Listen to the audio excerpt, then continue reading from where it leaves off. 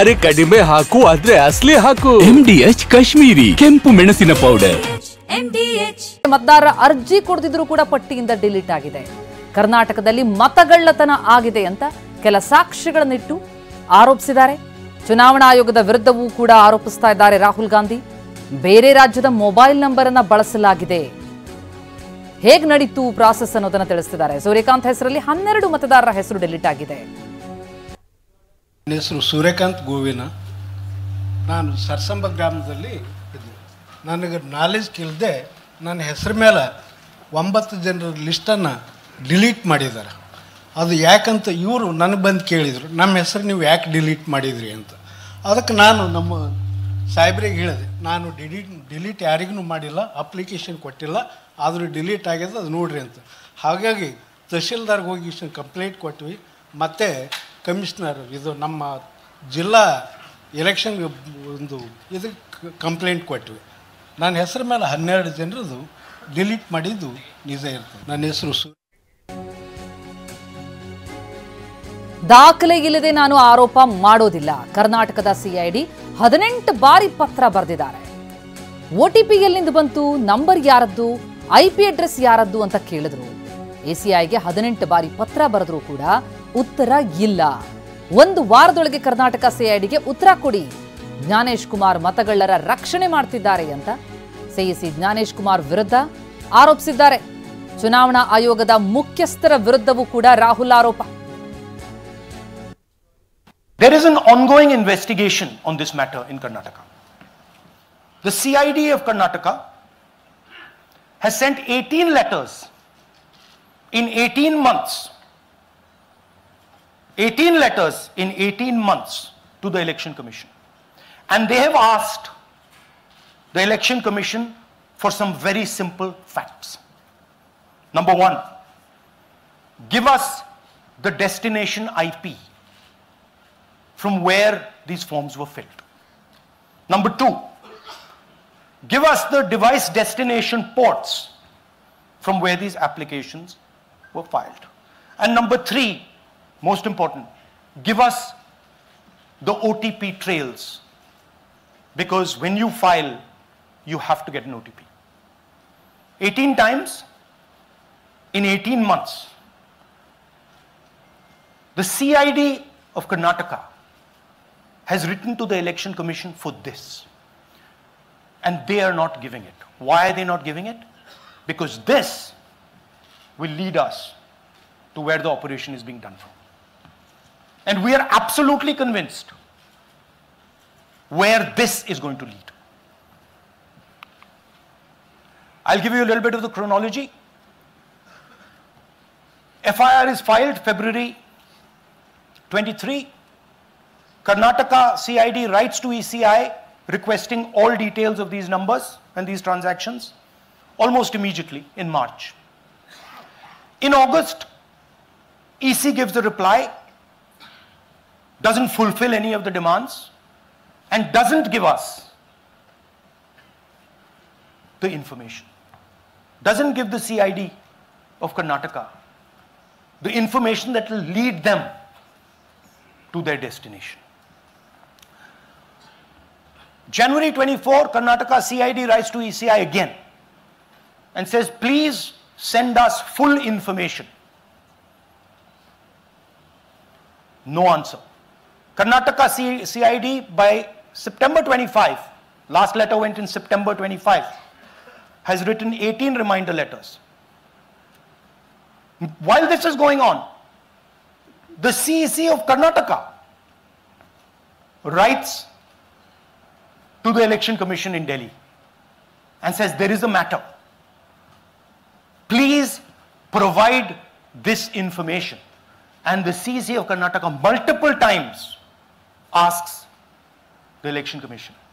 No answer. Now this is absolute solid proof that the Chief Election Commissioner of India, Gyanesh Kumar, needs to stop protecting the people who are destroying Indian democracy. We have given you 100% bulletproof proof here. It cannot be doubted. You have seen it with your own eyes. EC has to release this data of these phones, these OTPs, within a week. Otherwise, we will know for sure.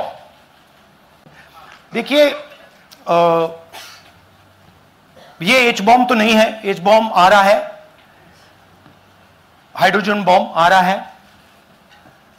ये एक और उदाहरण है vote चोरी का। पिछली बार मैंने आपको एडिशंस के बारे में बताया था, ये हम आपको डिलीशंस के बारे में दिखा रहे हैं, और सबूत के साथ हम आपको दिखाएंगे कि ये जो डिलीशंस हुए हैं ये सेंट्रलाइज तरीके से कॉल सेंटर के प्रयोग करके, सॉफ्टवेयर के प्रयोग करके किए गए हैं।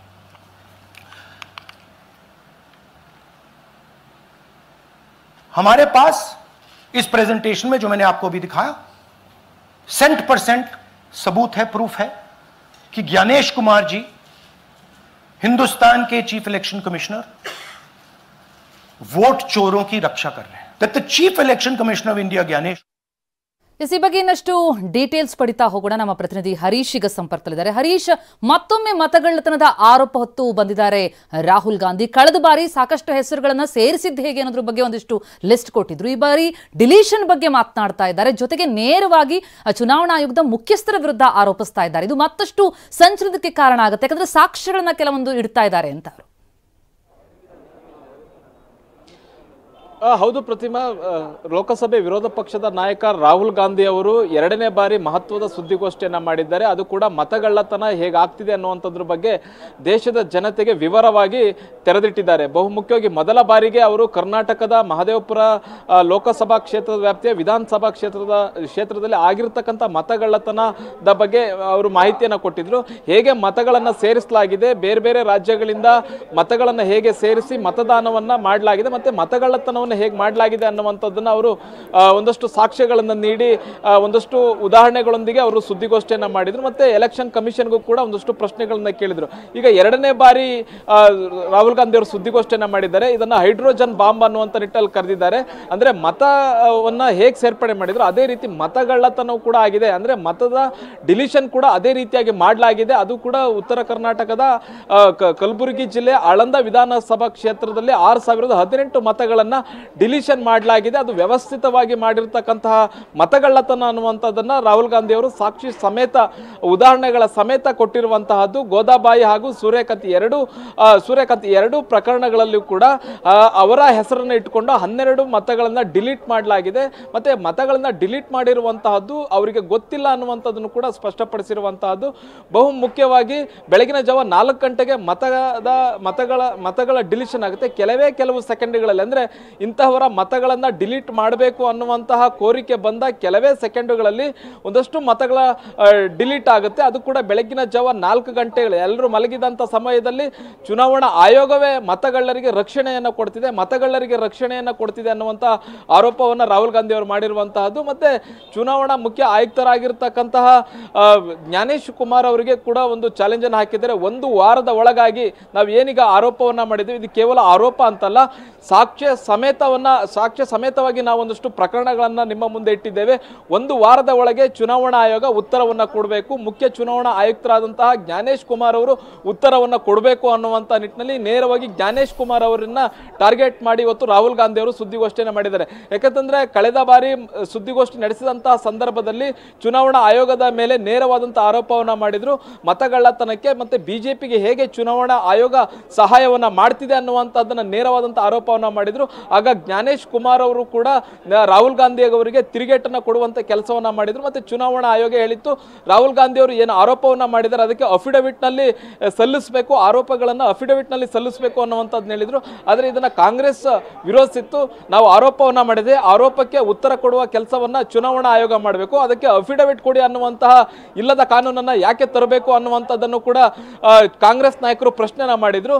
ಈಗ ನೇರವಾಗಿ ರಾಹುಲ್ ಗಾಂಧಿ ಅವರು ಮತ್ತೆ ಜ್ಞಾನೇಶ್ ಕುಮಾರ್ ಅವರನ್ನ ಟಾರ್ಗೆಟ್ ಮಾಡಿದ್ದಾರೆ. ಆಳಂದ ಕ್ಷೇತ್ರದಲ್ಲಿ ಆಗಿರ್ತಕ್ಕಂಥ 6018 ಮತಗಳ ಡಿಲಿಷನ್ ಏನಿದೆ ಇದು ಅಕ್ರಮವಾಗಿ ಕಾನೂನು ಬಾಹಿರವಾಗಿ ಆಗಿರುವಂತಹದ್ದು. ಇದಕ್ಕೆ ಚುನಾವಣಾ ಆಯೋಗ ಉತ್ತರವನ್ನ ಕೊಡಬೇಕು ಅನ್ನುವಂತ ನಿಟ್ಟಿನಲ್ಲಿ ಈಗ ರಾಹುಲ್ ಗಾಂಧಿ ಅವರು ಸವಾಲನ್ನು ಎಸೆದಿದ್ದಾರೆ. ಒಂದು ವಾರದ ಒಳಗಾಗಿ ಜ್ಞಾನೇಶ್ ಕುಮಾರ್ ಅವರು ಇದಕ್ಕೆ ಉತ್ತರವನ್ನ ಕೊಡಬೇಕು ಅನ್ನುವಂತ ನಿಟ್ಟಿನಲ್ಲಿ ಈಗ ಮುಖ್ಯ ಚುನಾವಣಾ ಅಧಿಕಾರಿಗೆ ಆಯುಕ್ತರಿಗೆ ಈಗ ಸವಾಲನ್ನು ಎಸೆದಿರುವಂತಹದ್ದು. ಮುಖ್ಯವಾಗಿ ಇದೇ ರೀತಿಯಾಗಿ ಬೇರೆ ಬೇರೆ ರಾಜ್ಯಗಳಲ್ಲೂ ಕೂಡ ಇದೇ ರೀತಿಯಂತ ಮತಗಳನ್ನ ಡಿಲಿಷನ್ ಮಾಡೋದಾಗಿರ್ಬೋದು, ಮತ್ತೆ ಹೆಚ್ಚುವರಿ ಮತಗಳನ್ನ ಸೇರಿಸಿ ಹೆಚ್ಚು ಮತದಾನ ಆಗುವಂತೆ ನೋಡ್ಕೊಂಡಿದ್ದಿರ್ಬೋದು, ಇವೆಲ್ಲವೂ ಕೂಡ ಅಕ್ರಮ ನಡೆದಿದೆ ಅನ್ನುವಂಥದ್ದನ್ನು ಆರೋಪವನ್ನು ಮಾಡ್ತಿದ್ದಾರೆ. ಮತ್ತೆ ಮುಂದಿನ ದಿನಗಳಲ್ಲಿ ಬೇರೆ ಬೇರೆ ರಾಜ್ಯಗಳಲ್ಲಿ ಆಗಿರ್ತಕ್ಕಂತಹ ಏನು ಮತಗಳತನದೆ ಅದನ್ನು ಕೂಡ ಬಹಿರಂಗ ಪಡಿಸ್ತೀನಿ ಅನ್ನುವಂಥದ್ದನ್ನು ರಾಹುಲ್ ಗಾಂಧಿ ಅವರು ಹೇಳಿದ್ದಾರೆ. ಪ್ರತಿಮಾ, ಥ್ಯಾಂಕ್ ಯು ಹರೀಶ್ ತಮ್ಮ ಮಾಹಿತಿಗೆ.